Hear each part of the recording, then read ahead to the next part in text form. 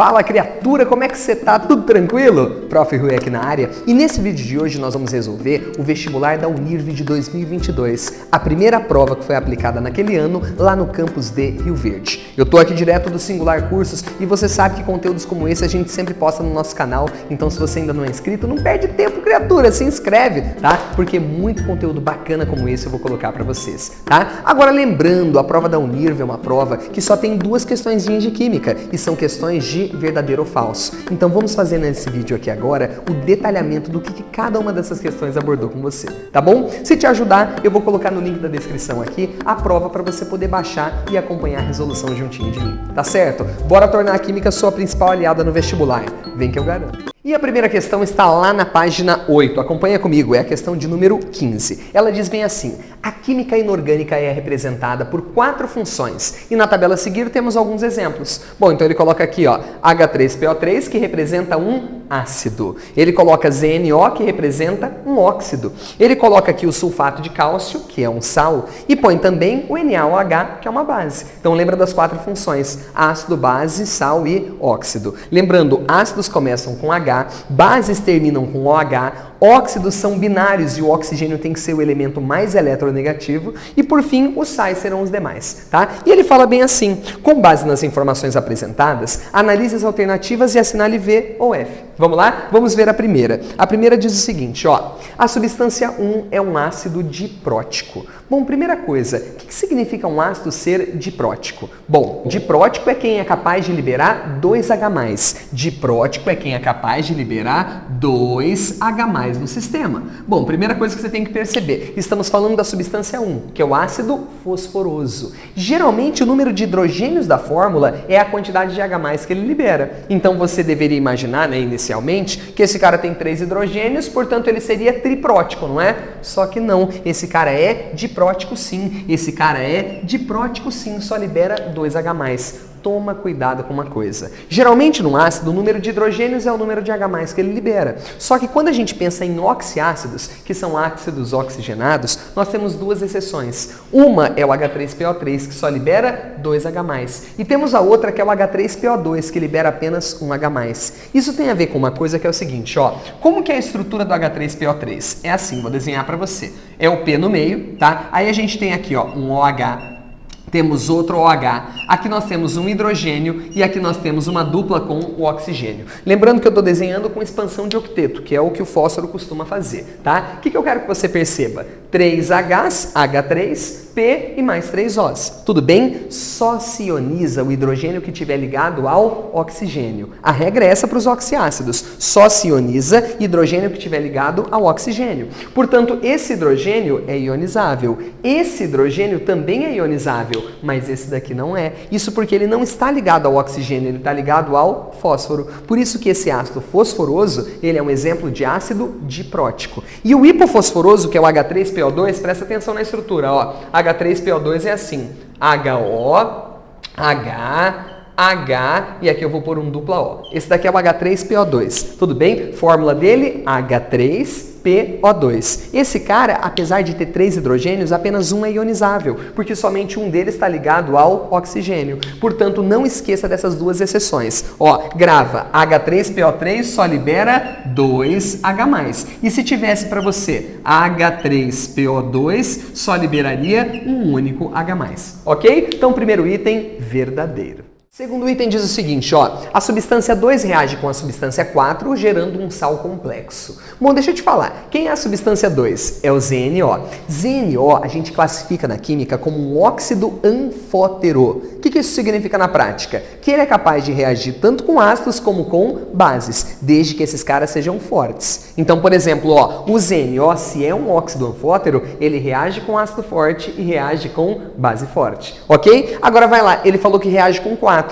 Quem que é o 4? É o NaOH. Nós sabemos que NaOH é uma base forte. Então, acontece reação entre eles? Acontece. Olha que legal. O ZNO, esse cara aqui, ó, reage com NaOH, produzindo para nós isso daqui, ó, dá uma olhada. Na2, ZnO2, que a gente chama de zincato de sódio, tá? Zincato de sódio. Isso mais quem? Mais a água, ok? Essa é a nossa reação. Beleza? Agora deixa eu te contar uma coisa. Como esse cara é anfótero, se eu tivesse colocado uma solução ácida, ele também reagiria. Quer ver? Ó? O ZNO na presença, tá, de uma solução de HCl, que é um ácido forte, ele formaria pra gente ZnCl2, tá? Juntamente de água. Por isso que ele é dito um óxido anfótero. Ele tanto consegue reagir com base forte quanto com ácido forte, neutralizando-os, gerando um sal mais água. O que eu quero mostrar para você é o seguinte: esse sal aqui não é um sal muito comum para você, certo? Esse cara aqui, ele é um sal diferente, porque o nome desse de baixo é fácil. Cloreto de zinco, todo mundo conhece. Agora esse de cima tem um ânion diferente, que é um ânion formado por metal. Esse ânion ZnO2 é o ânion zincato. Ele tem o NOx 2-, tá? Perdão, tem a carga 2-, tá? Esse íon aqui, ó, ZnO2 tem carga 2-. Com os dois sódios ele fica neutro. Tudo bem? Ele colocou aqui que essa reação acontece gerando um sal complexo. Bom, a questão é a seguinte: ela é verdadeira, mas ela foi anulada, esse item. Ele foi colocado como se não tivesse correto. Aí você fala, Rui, mas espera aí. E aí, é verdadeiro ou é falso? Então, deixa eu te contar. Na verdade, essa substância aqui, tá? Ela até que é um sal complexo, sim. Só que o que eu imagino que o vestibular tenha feito, tá? Por que ele deve ter cancelado esse item daqui? Ou por algum motivo, né, em questão de edital, ou por uma outra questão. Esse zincato de sódio, ele não fica assim em solução aquosa. Na verdade, essa reação aqui, para ela acontecer, ela tem que ser assim, ó. Eu preciso reagir o ZNO juntamente da água, tá certo? Juntamente da água, juntamente desses NaOH, e aí ele vai formar para nós uma estrutura de fórmula bem diferente. Essa estrutura de fórmula diferente é um sal complexo de verdade, que seria isso daqui, ó, o Zn, tá? ZnOH4, tá? De carga 2+, unido com os dois Na+, que eu vou colocar aqui para você, com os dois Na+. É mais ou menos essa estrutura que vai ser formada por aqui. Conte, ó, eu tenho 2 hidrogênios com 2 hidrogênios, dão os 4 hidrogênios, ok? Eu tenho aqui um oxigênio, tá? Aqui nós temos um oxigênio, outro oxigênio, outro oxigênio. Você falou, Rui, mas e aí? Lembre-se que aqui são 4, tudo bem? 4 Os, aqui a gente tem 2, com mais 2 eu tenho 4. E os sódios estão ali. A verdade é que é a seguinte: em solução aquosa, o sal complexo gerado é esse daqui. Esse é o sal complexo que é gerado. Então eu imagino que um professor de química inorgânica, né, possa ter aceitado um recurso justamente por conta desse motivo. Mas, sinceramente, a nível de ensino médio, eu acho que a maioria dos nossos alunos consideraria como verdadeira, tá? Mas saiba que ela foi anulada, ok? Vamos para a próxima, então.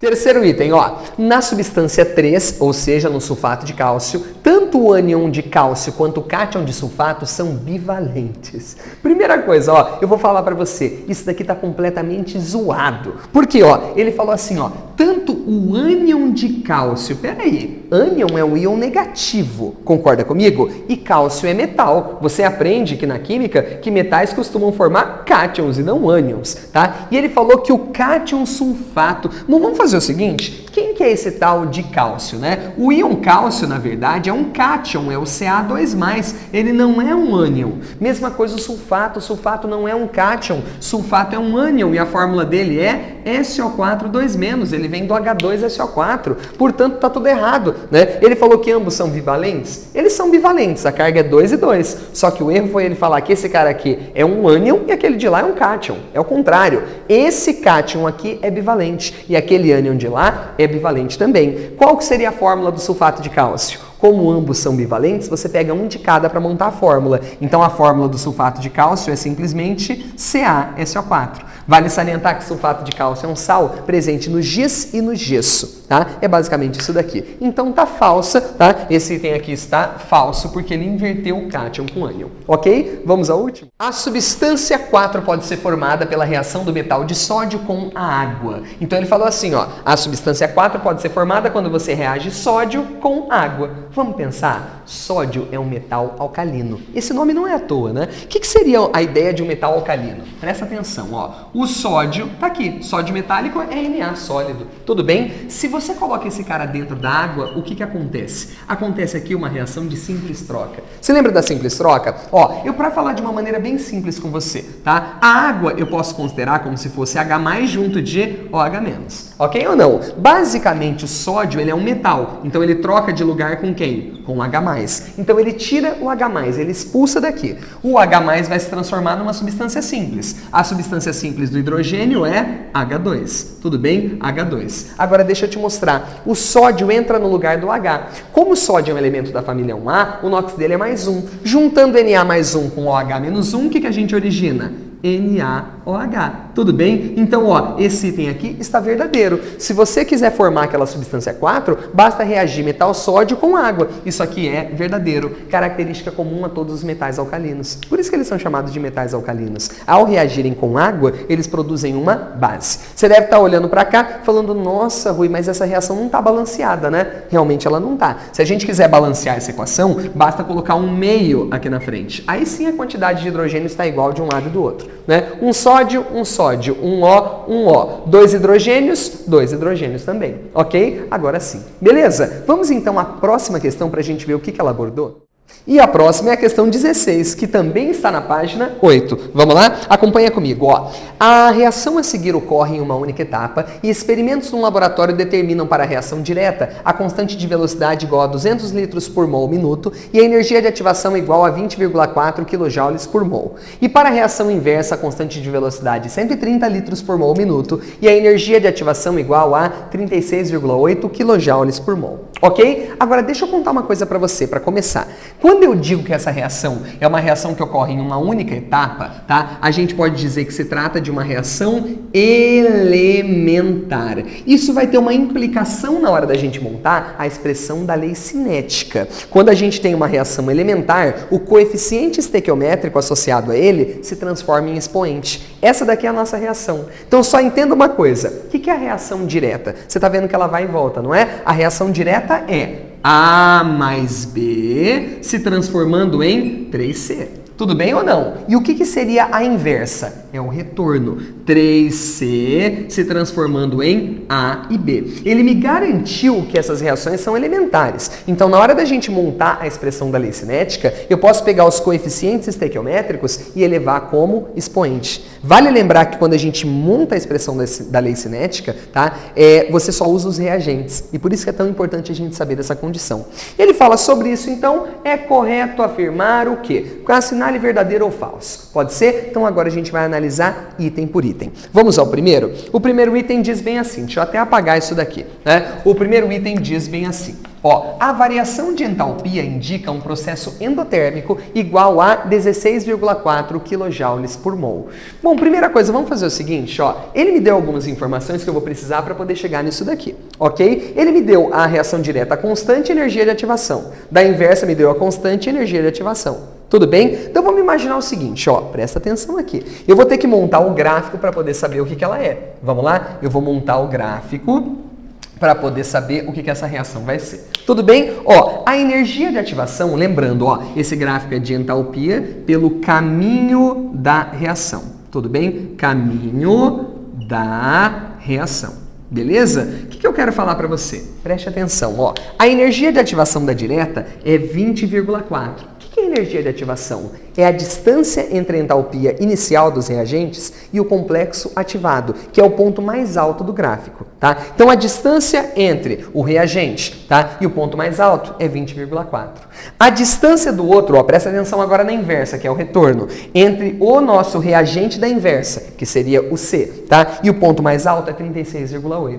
Então o que a gente pode dizer? Vamos imaginar que isso daqui seja o ponto mais alto da reação, tudo bem? Aqui é o nosso complexo ativado, beleza? Aqui é o complexo ativado. Tudo bem? Ó, nós temos dois patamares aqui. Então, para a direta, a distância entre o reagente e ele é de 20,4. Então, imagine que isso daqui, ó, seja um patamar.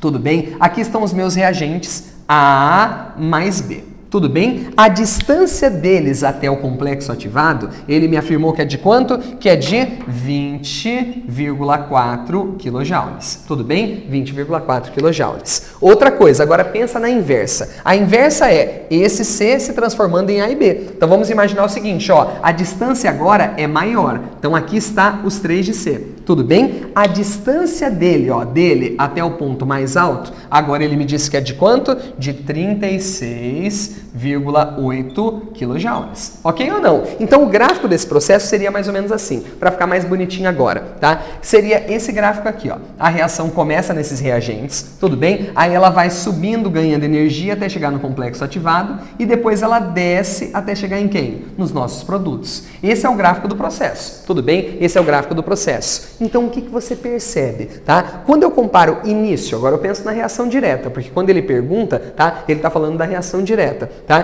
Quando eu penso daqui, chegando aqui, você concorda que do início para o fim, esquece o caminho que eu fiz. Do início para o fim a gente perdeu energia? Foi ou não foi? Quando eu comparo a entalpia inicial com a entalpia final, a gente vê que perdeu energia. Inclusive, se você quiser saber a energia que foi perdida, basta fazer o quê? Fazer a diferença entre os dois. Tudo bem? Então, quero que você perceba que daqui para cá a energia é perdida. Portanto, o processo não é endotérmico. O processo libera energia. Ou seja, ele é exotérmico. Vamos até calcular o ΔH disso daqui, o processo exotérmico, vamos calcular quanto que seria o ΔH? Basta fazer a diferença, porque a diferença entre esse daqui, esse patamar e esse patamar, a gente vai conseguir exatamente essa distância. Tudo bem? Vamos lá. Quanto que dá 36,8 menos 20,4? Bom, se fosse 36,8 menos 20, daria 16,8. Como tem esse 4, então vai dar 16,4. Essa daqui é a distância entre os dois em kJ. Tudo bem? Quando eu penso na ida, eu estou perdendo energia. Então, ó, daqui para cá, o ΔH é igual a menos 16,4. Tudo bem? Porque ele está liberando essa quantidade de energia. Se eu penso na volta, é o oposto. É mais 16,4. Ele tem que ganhar essa quantidade de energia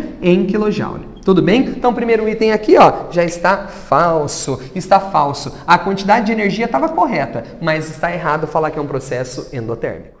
Segundo item, ele diz o seguinte, ó... Oh, caralho.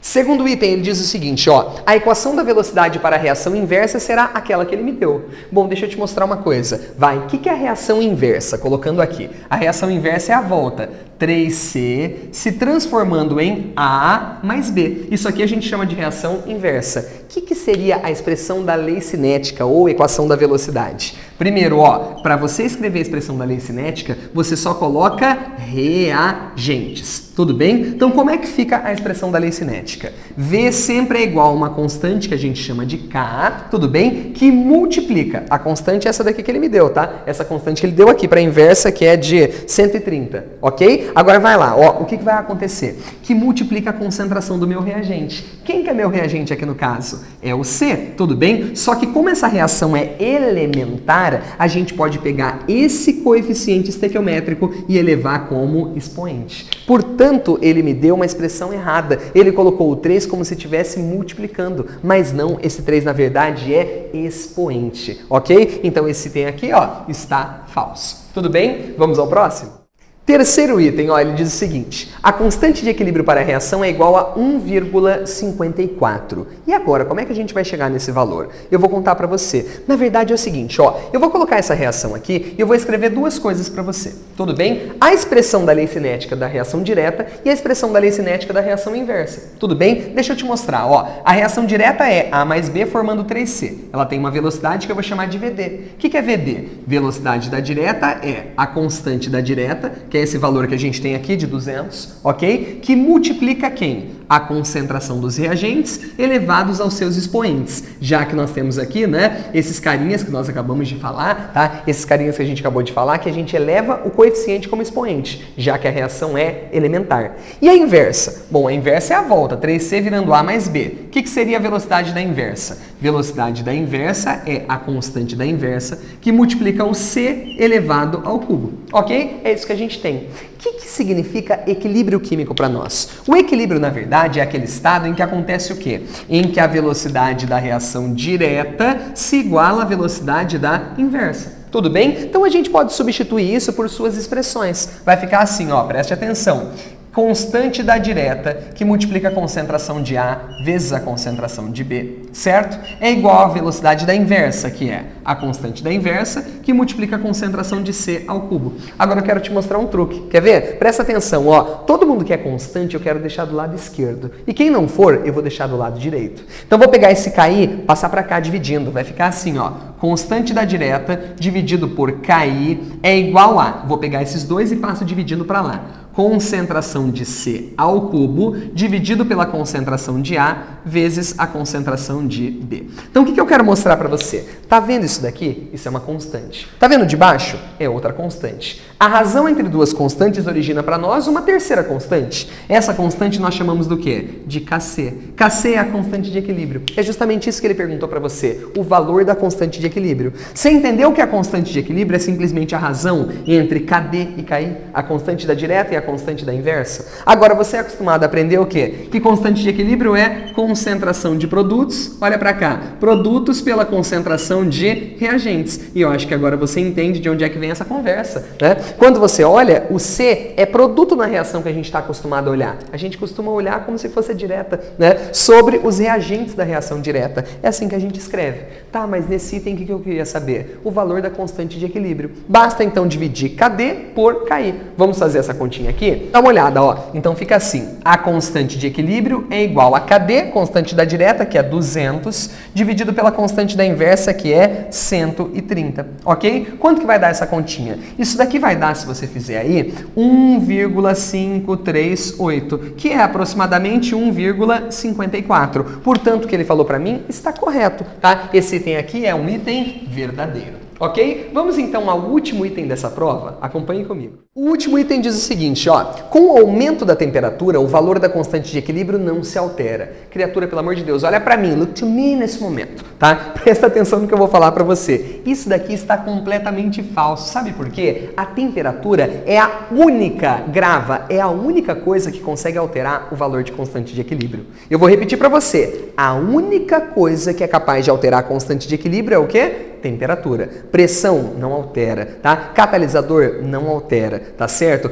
Concentração não altera. A única coisa capaz de alterar o valor da constante de equilíbrio é a temperatura. E digo mais pra você. Você lembra que essa reação aqui, ó, era uma reação exotérmica, tá? Era uma reação de ΔH negativo. Lembra que a gente viu? Então o que eu quero falar pra você? Se ela é uma reação exotérmica, o que eu quero te contar? Se você aumentar a temperatura do sistema, pensa comigo, a constante de equilíbrio ela serve para medir o rendimento da reação direta. Grava essa informação para você. A constante de equilíbrio ela me ajuda a medir o rendimento da reação direta. Então vamos lá. A reação é exotérmica. Isso quer dizer que ela não gosta de calor. Ela gosta de perder calor. Portanto, se você aumenta a temperatura, a reação não vai gostar, porque ela não gosta do calor para ela. Ela gosta de perder. Isso significa o que na prática? Que vai diminuir a minha constante de equilíbrio, vai diminuir o rendimento do processo. Você está entendendo? Então o que é muito importante você saber? Grava essa informação. A constante de equilíbrio serve para medir, tá, o nosso rendimento da reação direta. E a temperatura é a única coisa capaz de afetar esse valor. Tudo bem? Então fechamos esse exercício e agora a gente pode ver então o gabarito final, como é que ficou, né? Então vamos lá. Gabarito final, ele ficou bem assim, ó. Acompanha aqui comigo. A primeira questão verdadeira, a segunda foi nula, como a gente explicou, falsa e verdadeira. E essa questão de agora, falsa, falsa, verdadeira e falsa. Espero que você tenha gostado, criatura. E ó, posso pedir de novo. Cara, se você gostou, dá um likezinho, né? Vale a pena. E ó, posso te dizer, se você ainda não é inscrito, se inscreve nesse canal. Resoluções como essa sempre serão postadas para você. Maravilha? Ó, beijão para você, até a próxima e tchau, tchau.